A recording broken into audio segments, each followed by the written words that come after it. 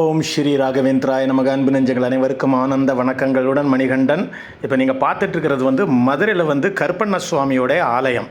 அதாவது கள்ளழகர் ஆற்றுல இறங்குவதற்கு முன்பு கருப்பண்ண சுவாமி தரிசிச்சுட்டு பார்த்துக்கிட்டு அதுக்கப்புறம் தான் கள்ளழகர் ஆற்றுல இறங்க போவதாக ஐதீகம்லாம் சொல்லுவாங்க. அப்படிப்பட்ட அந்த அழகர் வைகை ஆற்றில் இறங்கக்கூடிய நிகழ்ச்சி தான் இப்போ மதுரையில் நடந்துக்கிட்டு இருக்குது. இன்றைக்கெல்லாம் பார்த்தோன்னா தல்லாக்குளம் ஏரியாவில் சுவாமி வருவாங்க, இந்த பெருமாள் ஆலயத்தில் இருப்பாங்க. இந்த பாருங்கள், ஒரு அருமையான ஒரு தேர் ரதம் அழகாக பண்ணி வச்சுருக்கிறாங்க. இந்த இதெல்லாம் அழகர் இருந்து அதை இன்னும் கூடுதலாக அலங்கரிக்க போகிறாரு. பக்கத்தில் பார்த்தோன்னா நம்மளுடைய பிஎஸ்என்எல் அலுவலகம்.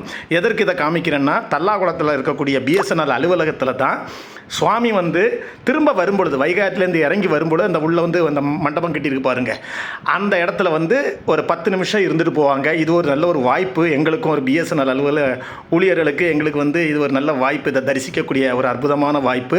கள்ளழகர் ஆற்றுல இறங்கக்கூடிய நிகழ்ச்சி மதுரையில் ரொம்ப ஃபேமஸாக இருக்கும். அதனால் வாழ்க்கையில் ஒரு முறையாவது பாருங்கள். நன்றி.